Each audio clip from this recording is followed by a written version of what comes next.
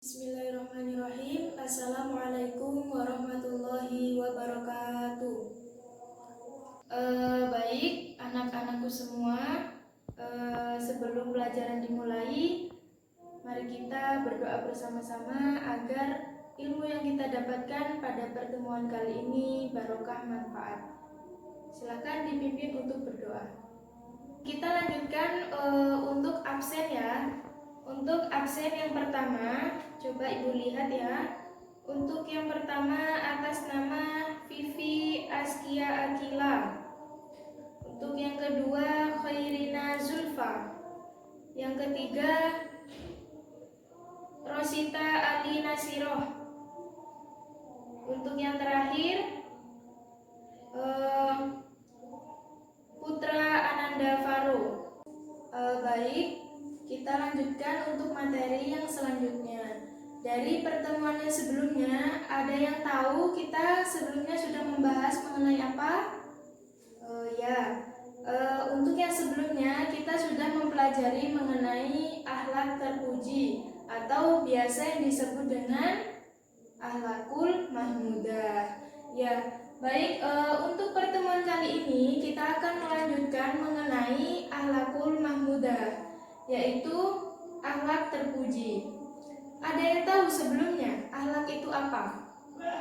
Ya, akhlak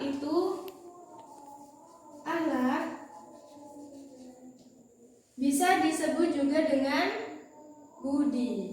Bukan budi yang anak sebelah itu ya, bukan ya.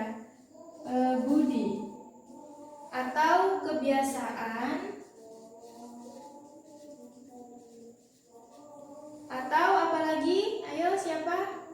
Ya, atau perilaku.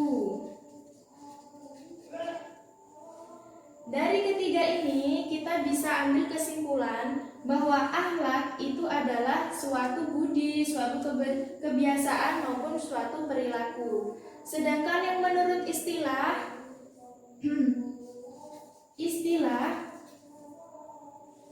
apa arti akhlak itu? Ya, akhlak adalah suatu perilaku yang dilakukan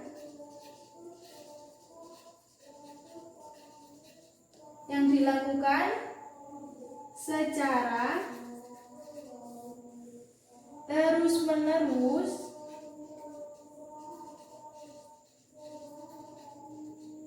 sehingga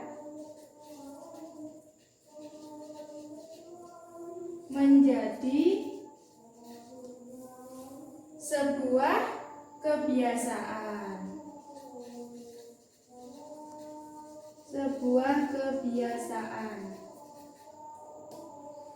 Ya, dari sini kita bisa memahami apa itu akhlak dan bagaimanakah istilah mengenai akhlak itu tadi. Dari segi bahasa tadi, ayo coba Mbak Vivi, akhlak itu apa? Ya, akhlak itu secara istilah, secara bahasa bisa kita sebut dengan budi, bisa disebut dengan kebiasaan maupun perilaku. Sedangkan yang istilah, coba Mbak Rina. Ayo Mbak Rina, coba dibaca. Ya, yang istilah yaitu akhlak adalah suatu perilaku yang dilakukan secara terus-menerus sehingga menjadi sebuah kebiasaan. Jadi dari sini akhlak terpuji itu berarti baik. Jadi akhlak secara istilah suatu perilaku baik yang dilakukan secara terus-menerus sehingga menjadi sebuah kebiasaan. Ibu kasih contoh seperti ini. Kita kalau misalkan dengan orang tua, adab kita dengan orang tua harus bagaimana? Ya, kita kepada orang tua, kepada orang yang lebih tua dari kita, maupun sesama, maupun teman sebaya, maupun adik kita harus memiliki akhlak. Bagaimana akhlak terbaik? Bagaimana akhlak yang baik? Ya, misalkan Mbak Vivi dengan Mbak Rina, ini kan sebaya, maksudnya seumuran. Bagaimanakah akhlak yang baik? Sepatutnya Mbak Vivi kepada Mbak Rina memperlakukan sesamanya meskipun satu umur, meskipun seumuran, itu juga harus ada akhlaknya. Bagaimanakah akhlak yang baik itu? Ya, seperti ini. Misalkan kita bertemu, Mbak Rina bertemu Mbak Vivi di jalan. Kalau akhlak baik itu pasti dengan menegur sapa, menyapa dengan senyum maupun dengan salam. Kalau yang akhlak yang tidak baik, gimana? Mas Faro, ayo, Mas Faro gimana? Oh ya, kalau yang akhlak yang tidak baik, pasti nanti masih dari jauh itu, woi gitu. Masa sama temennya, woi gitu kan tidak sopan. Jadi alangkah lebih baiknya kita sesama teman maupun adik maupun apalagi orang tua, ketika di jalan saja kebiasaannya baiknya bagaimana? Itu kita selayaknya menyapa dengan senyum, dengan salam maupun dengan memanggil namanya. Tidak boleh dengan sembarang ucapan. Baik, dari sini sudah dapat dipahami ya pengertian dari akhlak. Ya. Untuk yang selanjutnya itu adalah pembagian dari akhlak terpuji. Akhlak terpuji dibagi menjadi 2. Ada yang bisa? Ya, Mas Faro? Oh iya. Akhlak terpuji itu mahmudah dan mazmumah. Mahmudah dan mazmumah. Jadi Jadi akhlak itu dibagi menjadi 2. Yang pertama yaitu apa, Mbak Rosi? Mahmudah. Dan yang kedua apa, Mbak Rina? Ya, mazmumah. Ada yang tahu apa perbedaan mahmudah sama mazmumah? Oh iya. Untuk yang mahmudah adalah terpuji. Sedangkan yang mazmumah kebalikan dari terpuji, yaitu apa? Tercela. Nah, kita kan orang Islam ini. Orang Islam itu harus mempunyai akhlak yang mana? Mazmumah apa mahmudah? Mas Faro? Oh iya, Mas Faro jangan rame ya. Diperhatikan nanti tidak paham ya. Iya. Untuk yang pertama itu mahmudah atau akhlak yang terpuji. Sedangkan yang kedua yaitu mazmumah atau akhlak tercela. Baik, dari sini tadi sudah Ibu beri contoh bagaimana akhlak dengan teman, dengan adik maupun dengan orang tua. Itu salah satu akhlak yang terpuji, dengan berbahasa santun, menyapa dengan senyum, dengan salam, tata keramanya baik, akhlaknya baik. Kalau yang mazmumah, ada yang bisa memberi contoh? Oh iya, Mbak Vivi, gimana Mbak Vivi? Oh iya, kalau mazmumah atau tercela itu ya seperti tadi, kalau bertemu di jalan tidak mengucap salam, tapi langsung memanggil, woi gitu. Masa kita sebagai orang muslim, sebagai orang Islam, kalau menyapa sesamanya begitu kan tidak sopan. Baik anak-anakku sekalian, untuk yang selanjutnya setelah kita mempelajari mengenai pengertian, berikutnya kita ulas mengenai siapakah pribadi atau sosok di balik akhlak terpuji ini yang kita sebagai umat Islam sebagai acuan atau sebagai suri tauladan. Ada yang tahu siapakah beliau? Ya, Mbak Vivi, yaitu Nabi Muhammad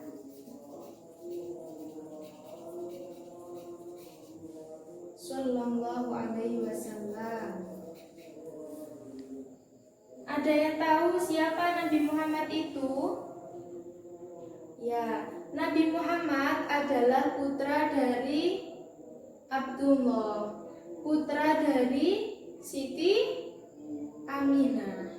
Ya, Nabi Muhammad adalah utusan Allah atau Rasulullah, Nabi terakhir yang ditunjuk langsung oleh Allah melalui malaikat Jibril sebagai suri tauladan kita umat Islam. Bagaimanakah sifat-sifat yang dicontohkan oleh Nabi Muhammad? Ada yang tahu berapa sifatnya? Ya, Mbak Rosi? Oh iya, ada 4. Apa saja Mas Faro? 1. Sidik. Yang kedua, Mbak Rina? Amanah. Yang ketiga, Mbak Vivi? Ya, tabligh. Yang terakhir, Mbak Rosi? Ya, fatona. Ayo coba diartikan masing-masing dari sifat Nabi Muhammad yang 4 ini. Coba Mbak Vivi, tadi sidik itu apa artinya? Mbak Vivi. Ayo Mbak Vivi, apa sifat sidik itu? Benar. Benar ya, bukan betul. Beda. Benar. Kalau Mbak Rina, apa tadi amanah? Amanah berarti dapat dipercaya.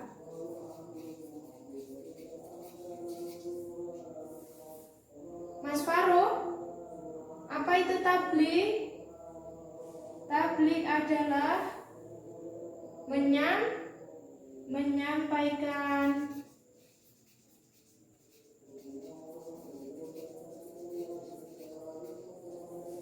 Mbak Rosi, yang terakhir, apa itu fatona? Ya, fatona adalah bijak sana.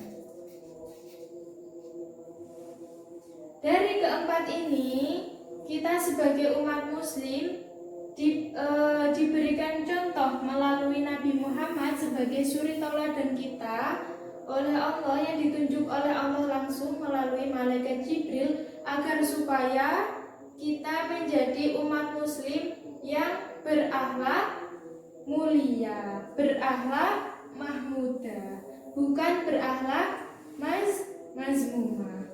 Jadi dari sini kita bisa menyimpulkan apakah itu akhlak, apa pembagian akhlak, dan siapakah sosok di balik akhlak terpuji, yaitu Nabi Muhammad SAW.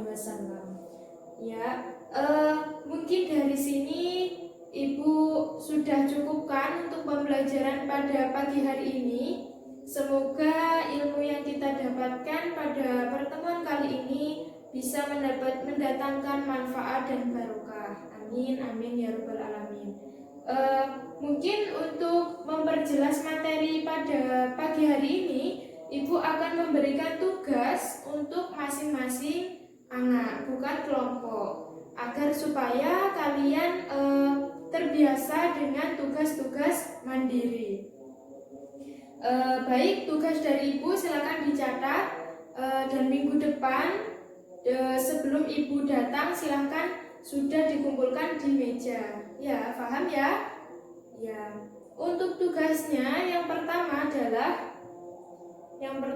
silakan ditulis, jangan lupa menulis bismillah, tanggal, bulan, dan juga tahun, agar supaya kalian ingat, oh momen ini saya diajar sama Bu Rizky mengenai akhlak gitu. Jadi nanti ada cerita sama anak-anaknya, sama keluarganya nanti ya.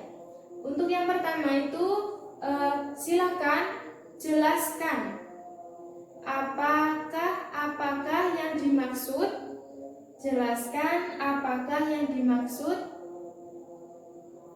dengan perilaku Nabi yang 4. Jadi ini tadi bukan sudah memberikan secara singkat saja mengenai pengertian sidik, amanah, tabligh, juga fatona. Jadi anak-anak nanti tugasnya silahkan, benar itu maksudnya benar bagaimana, dapat dipercaya itu maksudnya bagaimana, menyampaikan itu maksudnya bagaimana, dan juga bijaksana. Lebih-lebih lagi nanti kalau diberikan contoh. Jadi nanti untuk pembelajaran kalian juga.